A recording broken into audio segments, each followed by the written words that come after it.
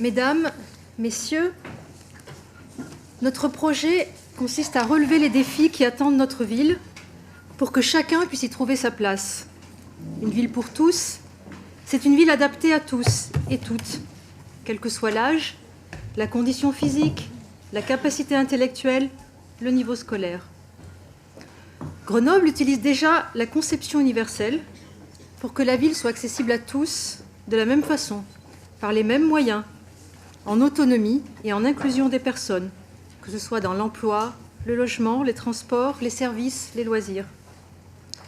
Devant les Grenoblois, nous avons pris l'engagement numéro 93, qui dit « Nous amplifierons et accélérerons la mise en accessibilité de tous les équipements publics, fondé sur un plan pluriannuel de mise en accessibilité. » Voici aujourd'hui ce plan d'investissement d'un montant de 12 millions d'euros sur 9 ans pour qu'une grande partie des édifices communaux soient rendus accessibles.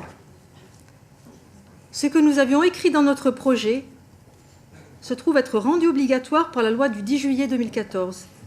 Les propriétaires d'équipements recevant du public doivent déposer un programme d'investissement baptisé Agenda d'accessibilité programmée ou ADAP avant le 27 septembre 2015.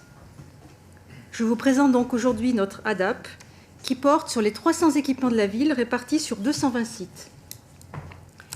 Un diagnostic complet a été réalisé pour les 4 types de handicap: moteur, visuel, auditif et intellectuel, en identifiant 3 niveaux.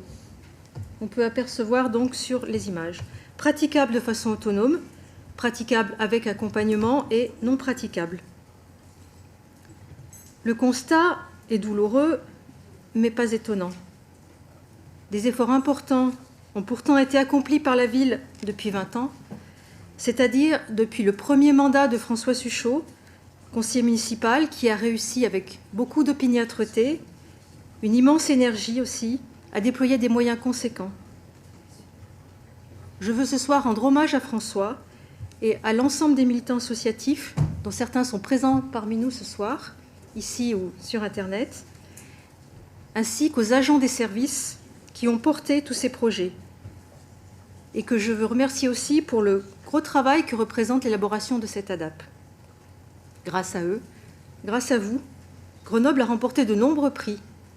Grenoble est la ville la plus accessible de France, au baromètre de l'Association des paralysés de France, et la 2e ville d'Europe.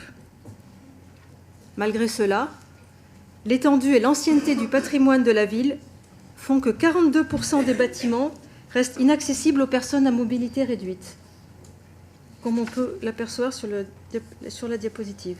Concernant les écoles, ce sont 49% des écoles qui ne sont pas accessibles, 59% des équipements sportifs qui ne sont toujours pas praticables et 24% des équipements culturels.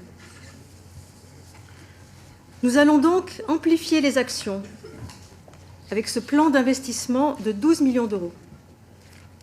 Du fait de la prise en compte de l'accessibilité, déjà ancienne de notre ville, comme je l'ai dit, ces investissements sont relativement moins élevés que dans d'autres villes.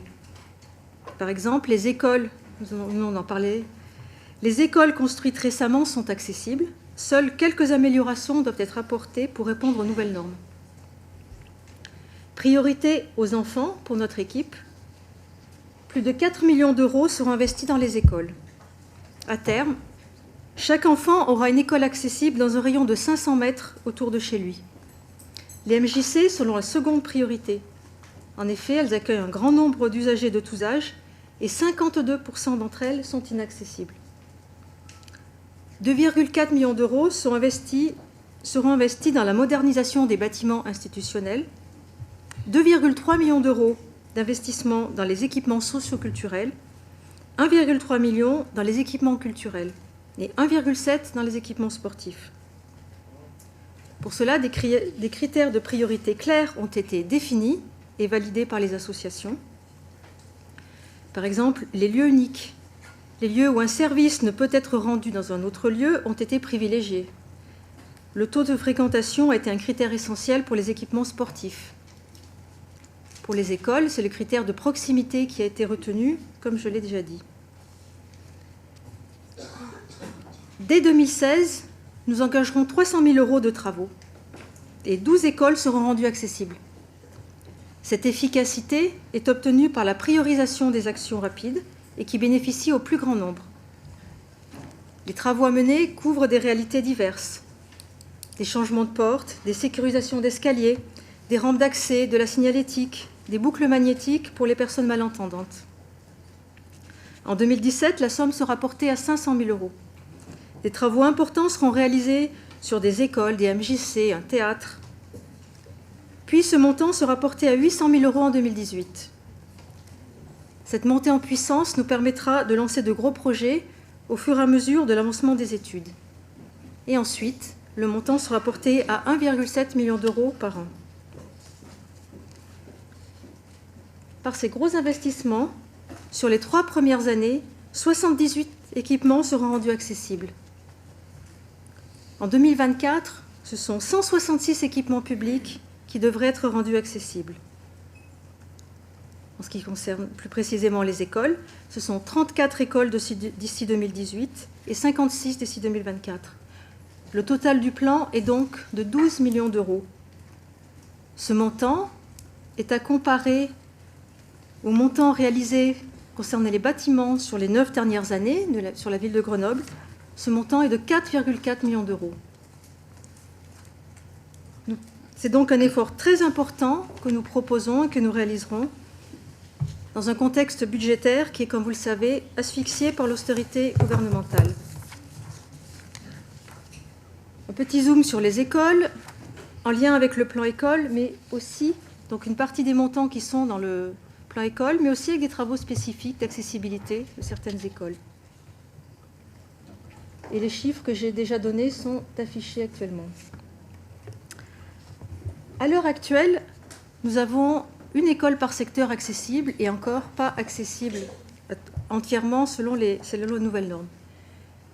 Cette carte qui est affichée indique ce que donne la stratégie territoriale et ce que donneront les résultats de notre ADAP en 2018 pour les écoles élémentaires à gauche et pour les écoles maternelles à droite. Donc on voit les écoles et leur périmètre de 500 mètres qui commencent à se déployer sur l'ensemble de la ville.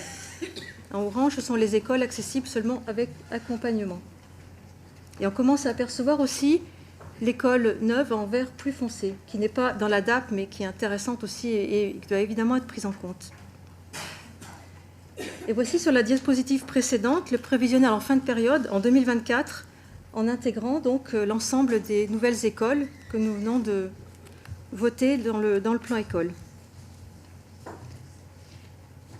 On voit que la surface de la ville est relativement bien couverte, voire est très bien couverte en ce qui concerne les écoles. C'est un exemple, mais on le prend puisque c'est notre priorité.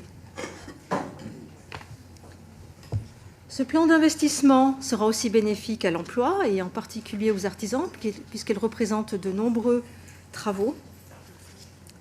Pour conclure, dans ce contexte national difficile, notre responsabilité est de montrer quelles sont les vraies priorités pour les habitants, de les mettre en œuvre et donc de mettre en œuvre ces vraies solutions pour une ville agréable à vivre pour tous.